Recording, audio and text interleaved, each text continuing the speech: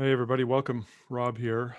Um, John and I were not going to do a photo buzz today, as we typically do every Wednesday, or mostly Wednesdays.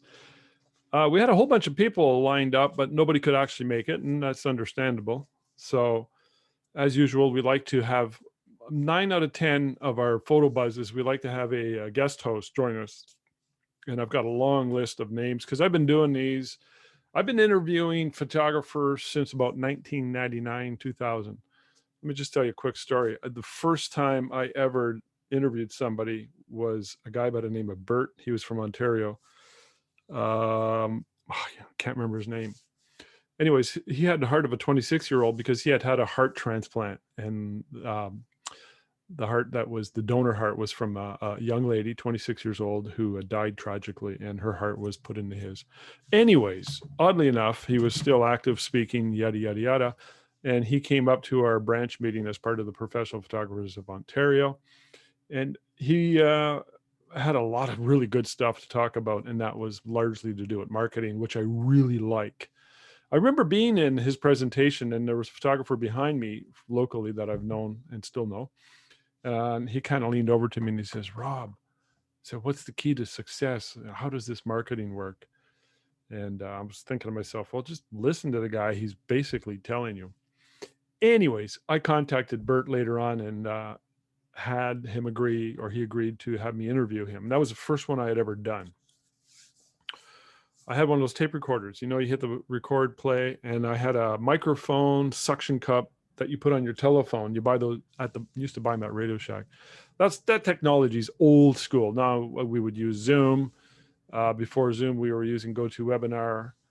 And before GoToWebinar, I was using a digital-based recording system to record interviews. But the idea behind an interview is very much the same idea that we see behind podcasts, behind these live streams that John and I do every week, and YouTube, a lot of YouTube videos. They're information. I'm just innately curious. So I have and always had this desire and drive to explore deeper into people like Bert.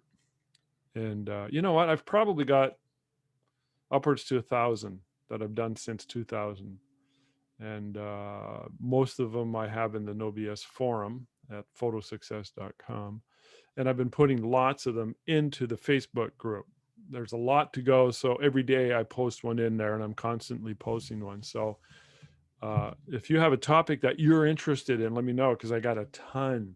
So I'm eventually, hopefully, going to put them all in the Facebook group. So anyways, we have, like I said, a long list of people that I'm going to contact, say, hey, can we get you in on a live stream? They never say no. Over the years, I've done so many that I've made a lot of contacts. So a lot of these people know me. And I just couldn't get anybody to go today. So I asked John, I said, yeah, just want to take the week off. Let's just take the week off. That's what we did. Then I came into the studio today. We're in lockdown still for about 2 more weeks. It's driving me crazy. I thought I'm just going to do this. So I'm going to talk to you about a few things. I'm going to talk a little bit about lighting, a little bit about a couple of videos I'm going to recommend to you guys. And I'm going to show you, maybe talk a little bit about marketing. Oh, I want to talk a little bit about stock investing too. Yeah. So that's sort of my outline. So I'm going to post a video replay of a guy I follow called Blue Collar Logic, and he has an awesome video on gratitude. So I'll put that in the description, put it down below. You got to watch it. It's short, really, really good. There's also another video called The Security Junkie Syndrome, How Pausing the World Leads to Catastrophe by David Eberhard. Now, he's a Swedish-based psychiatrist. He's written books on this topic. And it's a TED Talk. It's 17 minutes long. And it's quite good. I love it. It explains why, in my opinion, there's a complete overreaction to this whole COVID thing. But I'm not going to get too deep into that because I realize it's divisive, and I don't like arguing with people. So it just explains it. It really, if you're open-minded, I encourage you to go and watch it. It's a TED Talk, which kind of means it's sort of mainstreamish, which means it's probably not going to get censored. So there's that. I find it so bizarre that, censorship is just so much a thing in today's society. I'm also been listening to Joe Rogan podcast number 1653 by Andy Norman. Check it out. Can you see that? Nah, it's kind of blurred. Andy Norman. It's called Andy Norman Teaches Philosophy and Directs the Humanism Initiative at Carnegie Mellon University. He's the author of this is like, I've only got 10 minutes into this podcast. It was recommended to me. Usually when people recommend me stuff, I'll pretty much almost pause everything else I'm listening to and go and take up what they're suggesting, because I'm curious. I'm like, why did they suggest this to me? He's author of Mental Immunity, Infectious Ideas, Mind Parasites, and the Search for a Better Way to Think. You know how we get these ideas, and really it's the background to a lot of hoaxes, or what's the other one where you have the CIA came up with that term. Anyways, doesn't matter. We look for, we hunker down in our way of thinking, and that's just what it is. And we look for proof of that. And that's called cognitive bias and yada, yada, yada. It sounds like a very interesting topic. So, all right. So having said that, let's get into some other stuff. I'm going to show my screen right now. And there we go. Oh, there's the security junkie syndrome. Okay, so check that out. It's really quite interesting. Let me just talk a little bit about marketing. Now, my wife is making jewelry, and I told her about a year ago or so ago. She took a jewelry marketing, not jewelry marketing, a jewelry crafting course at the Halliburton School of Fine Art and Design summer program. It was like a 1-week program. About 2 years ago, she went back and took another course, and she was scheduled, as well as I was going to go take a course on blues guitar. They had such a thing, believe it or not. And my daughter was going to take a course on creative writing, and that would have been last summer. COVID ruined everything, but we never did take that. But anyways, my point is that she's always had a hankering to do jewelry, and my wife's pretty diversified that way, for somebody who took a career originally before she got into managing the photography studio with me. She was an accountant, which is a pretty linear black and white kind of job. She has a real creative side and a real adventurous side to her. I mean, she's got her black belt in karate, which she hates it when I bring that up. She does a lot of yoga. She loves to travel. She's virtually carefree and totally fearless when it comes to most of the things adventurous. She's just deathly afraid of heights. Oddly enough, at one time she was going to get her pilot's license, and she was in ground school. She was almost done, and she quit. She said, no, she did the math. And she said, no, I'm not going to spend that much money. But she loves flying. However, she's deathly afraid of heights. I cannot get her to go up the CN Tower. So she started doing this jewelry stuff, and her stuff is really, really nice. So a couple of years ago, when we were in Costa Rica, we decided to rent a table at the Thursday night market, which is a 3-hour market, very busy, and her stuff sold like crazy. So we know it sells, and there's a little business opportunity there. Maybe it's where my brain goes. So I told her, and she's been making a lot of jewelry. She has a complete workshop in our house in the 3rd bedroom, completely converted, and she's got a lot of supplies. She's got a lot of inventory. She creates some really, really cool stuff. So I told her about a year ago, I said, if you send me any piece of jewelry, I will come up with a description, and you can use that description when you go post it. You should post every day on Instagram and Facebook and whatnot, which is what I do with my studio. I post 3 posts. I get up, one of the first things I do in the morning is I have a coffee, sit down, I journal a little bit, and I read a little bit. I have my morning book and I have my night book. So I have 2 books. Usually the morning book is a little more like sort of self-helpy, success-based, or marketing, or of that sorts. And then I'll read some notes that I have, some highlights from some other books that I've written over the years that I always like to review the highlights so that I can, burn it into my brain. Then I go downstairs to my, what I call my dungeon, and I open up my Firefox tabs, check my email, check my Facebook, and I go to Hootsuite, which is a social media management software, and I set up 3 posts, one for the morning, one for early afternoon, one for late afternoon, to promote the studio. So those posts go on Facebook, personal Facebook, studio page, Instagram, LinkedIn, Pinterest. It just automatically does all that for me. So Hootsuite's a little bit pricey, but there are other ones like Social Pilot and whatnot that are much cheaper. I'm not suggesting one over the other, but I encourage you to use social media. If you're not familiar with the whole ideology, man, get your hands on some Gary Vaynerchuk videos or books. He explains it all. So the idea behind posting every day is important. You're capturing attention, you're building up your following. So with her jewelry, which is very visual, that's what we're doing. We're trying to build up this little side gig that she has going on. So I told her, I said, let's use some copywriting. Let's follow in the footsteps of the J. Peterman catalog. If you're not familiar with what I'm talking about, go to Google, search J. Peterman, and go to their website. They were in the world of marketing. J. Peterman is well known, well respected as a business that was built on good copywriting, telling stories. Every product, every item has a story. I love that idea. It's copywriting applied to business and marketing. So, and I thought her jewelry was perfect. Now you might think, well, let's say, for example, you're in a business. Well, for photography, it's perfect. I mean, you can describe stuff all the time. There's so many ways to describe little stories for a lot of the images that we use. But this applies universally, by the way. So some people think, well, I'm not good at copywriting, or copywriting won't work in my area. Yeah, it's nonsense. It's complete nonsense. Copywriting is one of the best strategies you can tap into for both email, for just general communication, for website descriptions, and for social media, which is what we're talking about here.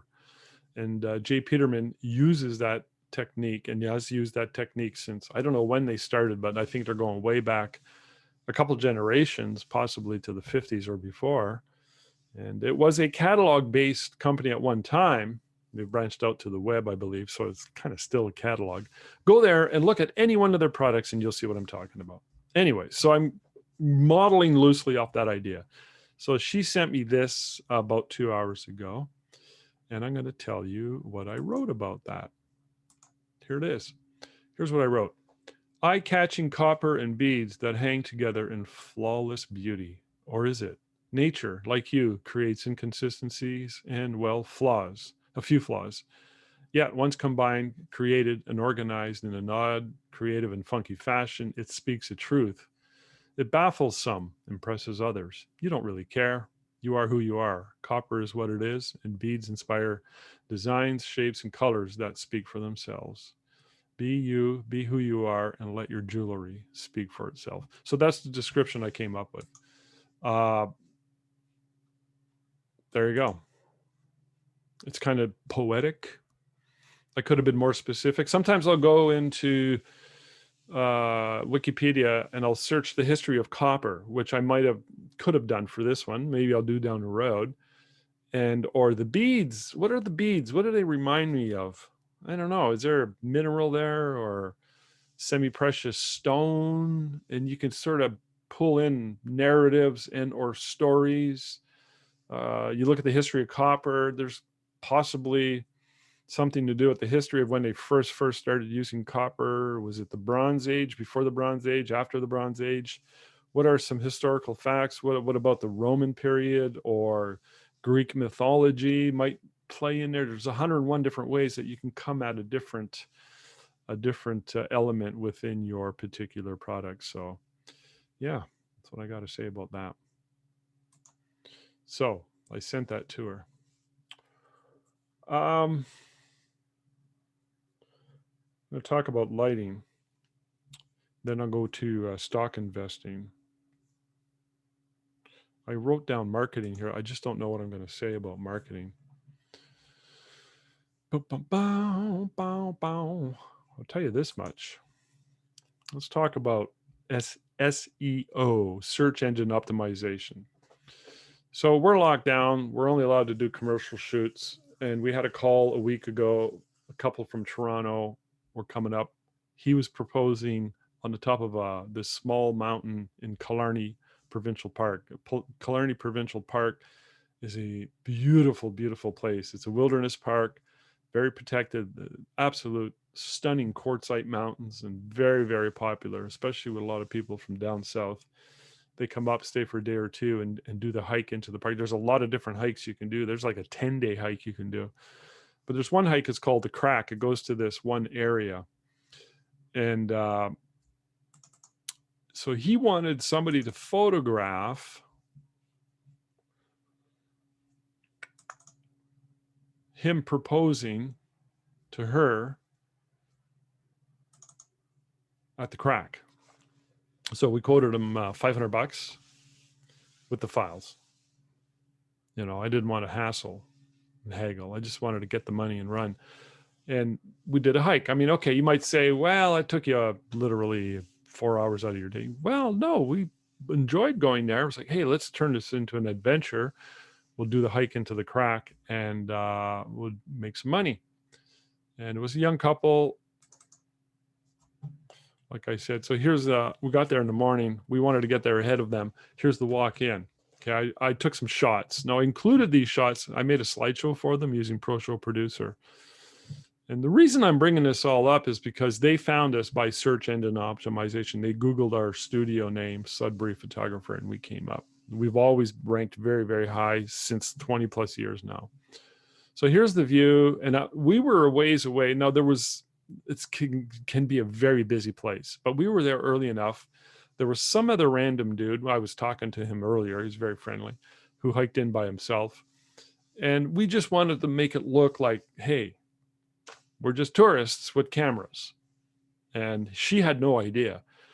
And we knew what he was wearing. He had a ball cap on. And I told him, I said, when I see you there, you know, this is what we look like. And I'll be the guy with the 2 cameras. And just give me the thumbs up when you're ready. So we were perfectly positioned when they showed up. And she sat down and she's looking over the vista.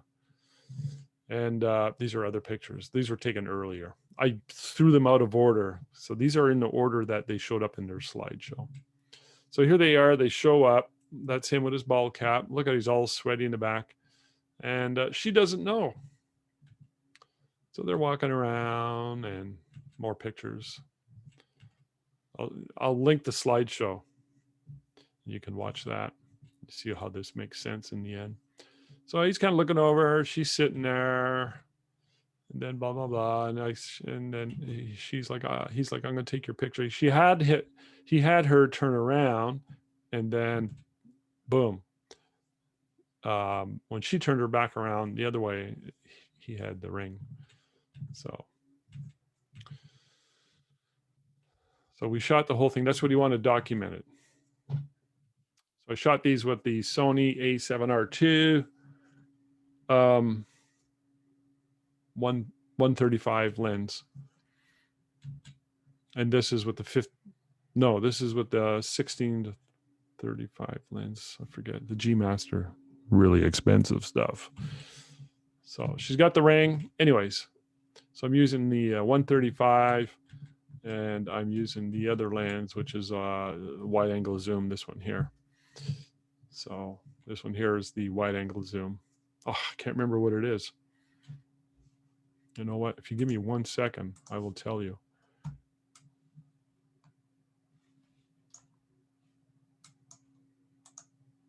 We're going to go to file info. I'll tell you what lens it is. So it's the 16 to 35 2.8 G Master lens.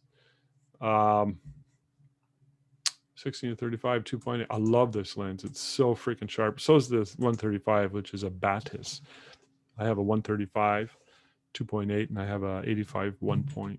8. Okay, so we brought some Prosecco and wine glasses for them. Just going to add that to their bill. So they're going to pay a little more. There's the ring. What a beauty. So we did a bunch of pictures and worked a little bit on the files. Nothing serious. And I had them lay down here for some close-ups because of the white quartzite. It reflects back into the light.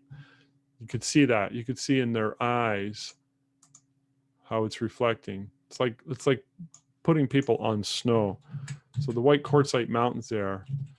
And when I mentioned that to them, he thought that was like, whoa, that is so creative of you. He's like, whoa.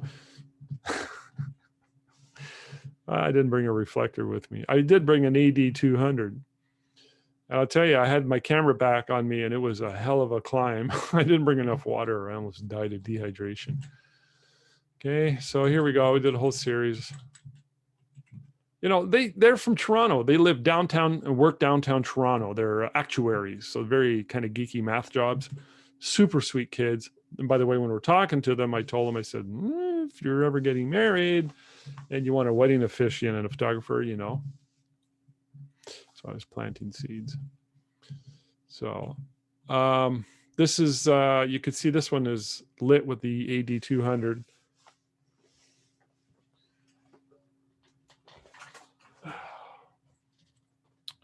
With this globe. So I didn't want to bring a flash, but I decided at the last minute just to throw it in the camera bag because I was a sucker for punishment. Call me a pack mule.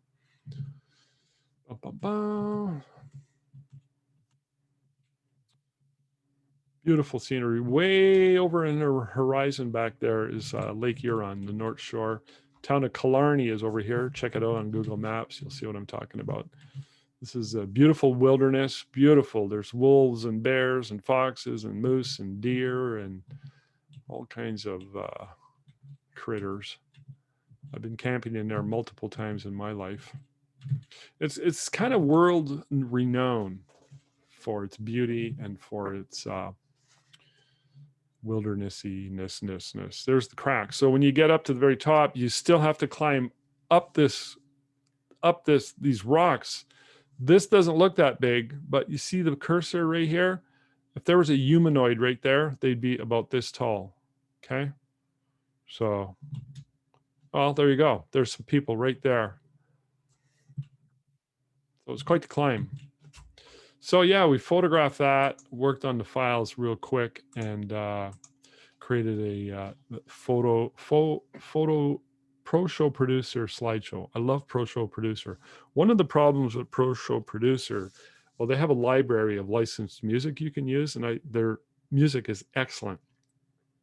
And whenever I do a video using that program and I go to put it up on YouTube, I get a copyright notice. Yeah, this isn't your song. Yeah. And they know the name of the song. It's crazy.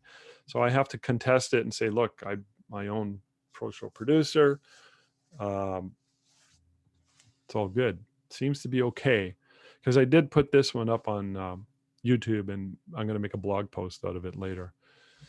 So anyways, all that to say that they found me on Google. So, and I'm not saying that Google is the one and only way to get traffic. I mean, it's one way. And like I've always said a million times in my life, don't look for one way to get 100 clients. Use 100 ways to get one client. And SEO, in other words, blogging, and optimize all of your website. It's not hard to do. And I did a video with, I can't remember his name now. He's a photographer out of Chicago. He's a bit of an expert in this, and I've done a video with him a couple of years ago on this. If you really want it, I'll post it in the Facebook group soon. It's probably on my list of things to be posted. So we did some headshots. I just want to go over some of the headshots. And the lighting, more to do with the lighting.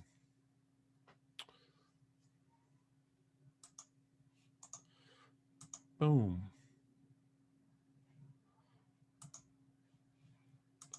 All right. There we go.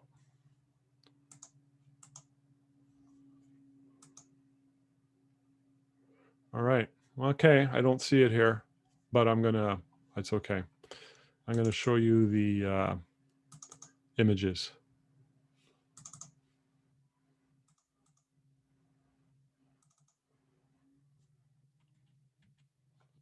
All right. All right. Come back to this in a minute. 1 second. Give me a second here. I'm getting it.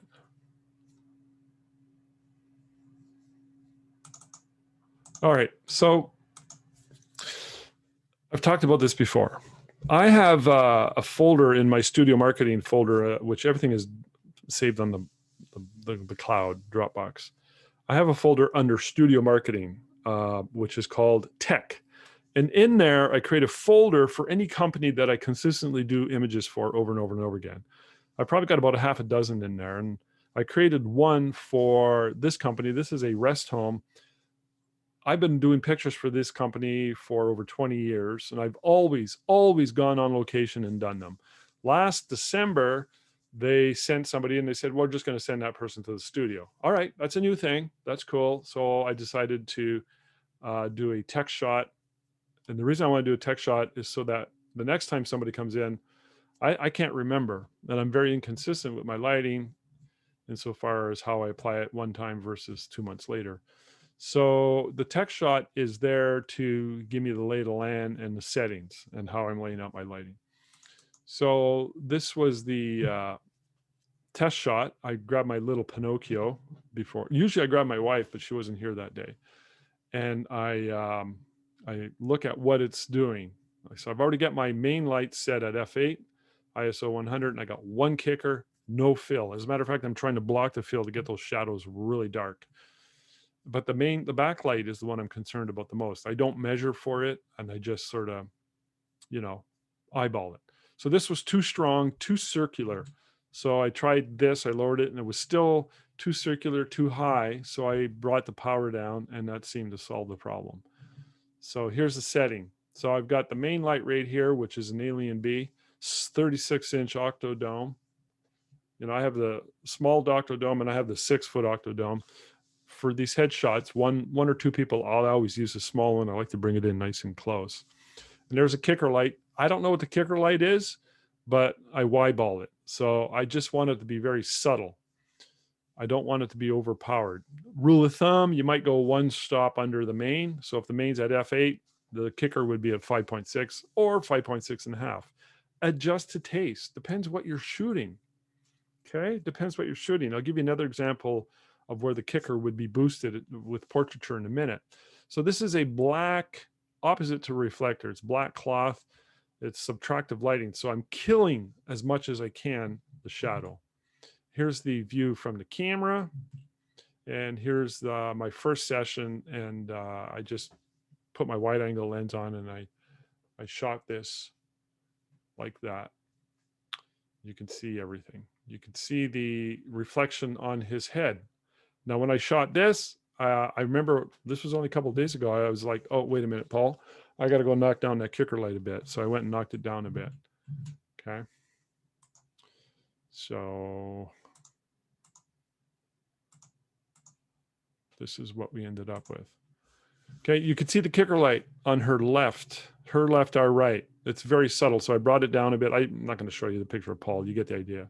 So here's the lighting. You can see the reflector coming in her eyes. This is straight off the camera. And here it is completely retouched.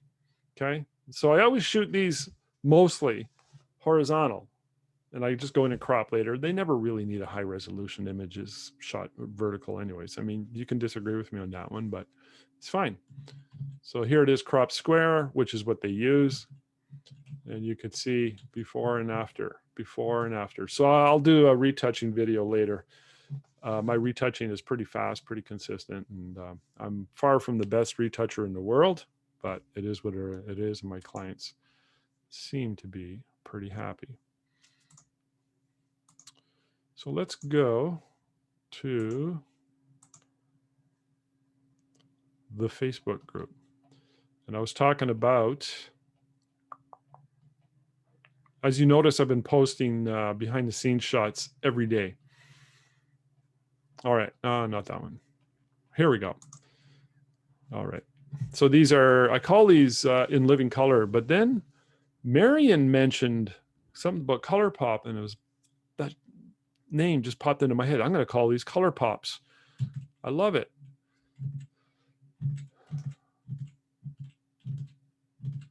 So there's a setting for that. You can see that main light is the same one I use on the other one. And I have an SB 800. That's an old flash, and it's set to optical slave with the diffuser in the front. And I have put the kids there, or sometimes I'll use a bench. I have a bench as well. I could put 2 kids on there. And you could see 2 kickers. The kickers are a little higher than normal. Okay. The reason I have the kickers higher is I want that, and I want that contouring. You see how it's kind of strong coming from the sides. I want it to pop out more of that. So I just use a colored backdrop for these. So this kid had green in the shirt. I went with green. She had pinkish on, pinkish on, pinkish on. So the, oh, that's a SB900, sorry. Either way, it doesn't matter. It's the optical slave, and I just adjusted to taste. So you get the idea. All right, so there's that. All right, if you have any questions, hit me up. All right, I'm almost done. Again, I just want to remind you, there's lots of different behind the scenes and how-to stuff in the studio, with more coming on, and with constant adding of presentations. Like John Ratchford. I mean, this is a really good video. It's a couple of years ago, and I did a new one with them about 6 months ago. Absolutely mind-blowing, the kind of marketing this guy does. I look at the marketing he does, it's largely event-driven, and then during COVID, he had to sort of modify things, which he did, and what he did was pure genius. And I highly recommend you watch that to fill your brains with ideas and strategies. Where was I going with all that? Stock investing. All right. Stock investing. I've always been into real estate. I've always liked real estate.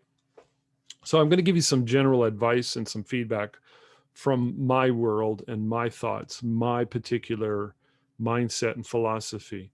First thing I want to say, though, is that, and I think this applies across the board, you got to be really, really responsible with money. I never was. I didn't start to get responsible until my early 30s. And I read a book called Earn What You Deserve. And I put a post in the forum on that with the highlights of it. And I had that highlights list. It was sort of like a list of bullets, under earners are, and it would describe. And I had that printed out, laminated, and it was in my bedroom for years and years and years. And even when I met my wife, I had it for years before I met her. And when her and I got married, I still had it in our bedroom. And I have it in my office now. And I put that same sheet in the forum. And it's by Gerald Mundis, I believe. It's a really good book. Anyways, he comes across finances almost like a recovery approach. Like, it's really a reflection of where you're at. And these are the things you need to do. And these are the things you need to avoid. Okay, so if you have problems with money, there's usually something bigger going on. And one of the most common problems is people have a bad feeling about money, but I just think that that's toxic, and I don't think it's very healthy. Nothing wrong with being responsible for your own self, for your own improvement, and for the betterment of your family. So it gives you more freedom, it gives you more peace of mind and a higher sense of gratitude. Some people jump to conclusions and assume because you're that way, you're greedy and selfish and self-centered. So I encourage you to lose that mindset and really look at money as a positive thing. It's frozen energy, and it's neither evil nor good. We bring that to the game. All right, so you have to, first of all, sort of take care of that before you get into any kind of financial strategies. Now, I've always liked real estate, always. Tangible bricks and mortar. I've done very well in real estate investing over the years. I've always believed in owning your own real estate, owning your own building. I don't like renting. and I own a bunch of real estate. So there's that. Never liked the stock market. To me, it was always like going to Las Vegas. However, in the last couple of years, I've been starting to study the stock market so I can get my brain around it. And in January, when we got locked down, I said, well, okay, one of the projects I'm going to do during lockdown is I'm really going to go at this hard. So I subscribed to a newsletter, and I also subscribed to a Patreon account. The guy's name is Neil McCoyvard, and he's from the UK, and he's got some really good videos on YouTube. So I was watching his videos, and I went, I bet you this guy's got a Patreon account. So, there it is. Sure. Well, he was mentioning it in the videos too. So I signed up for like $8 a month US. It's dirt cheap. And he's got a Discord server where people go in and discuss different topics. So I'm trying to fill my brain. I'm not going to move on it. Now, here's what the conclusion is that I've come to. The stock market is impossible to predict. So ultimately, the best way is to get an index fund. And so that's like the S&P, the 500, just invest in that. And there's no shortcut. You might get lucky. You can buy a stock and it might go up and you might make a lot of money, but that's rare and it's virtually impossible to predict, virtually impossible, unless you're cheating or you have some insider information. So there's that. So, and I'm fine with that. I'm fine with buy and hold. That's my principle. That's my core foundation. So I'm going into the stock market with that in mind. There's no way to game the system. You can't. That's the conclusion I've come to. So there's a book called Casual Walk Down Wall Street, which was written in the 70s and has been updated. And it was recommended to me, and I downloaded the sample. And then I went on Google Play and I found a summary version of the same book. And I bought it for like $2 because I wanted to get the information. So the summary sort of concluded everything the book does. And that was the conclusion that the book made. You can't beat the system. He talks about there's different types of investors, people who are trying to game the system and buy now, sell tomorrow.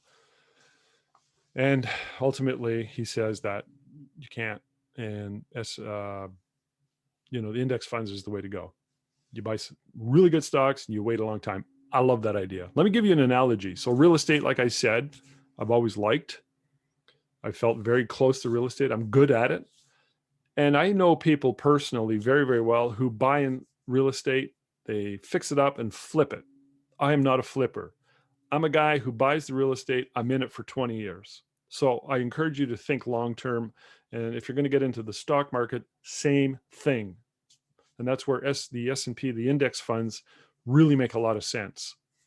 So we got a lot of real estate. We got some cash on hand. We haven't invested in the stock market yet, while we do have some mutual funds in our tax-free investment account. But we're going to stick with that. We're going to stick with index funds.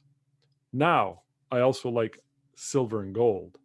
So they always encourage you to get a little bit of silver and gold and physical in your hands, which I do. So I have that in a safety deposit box. We got a bunch of silver.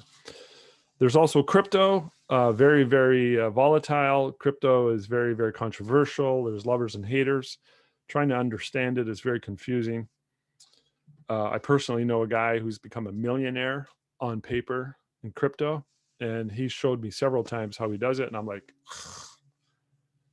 whoa. So I'm trying to understand it.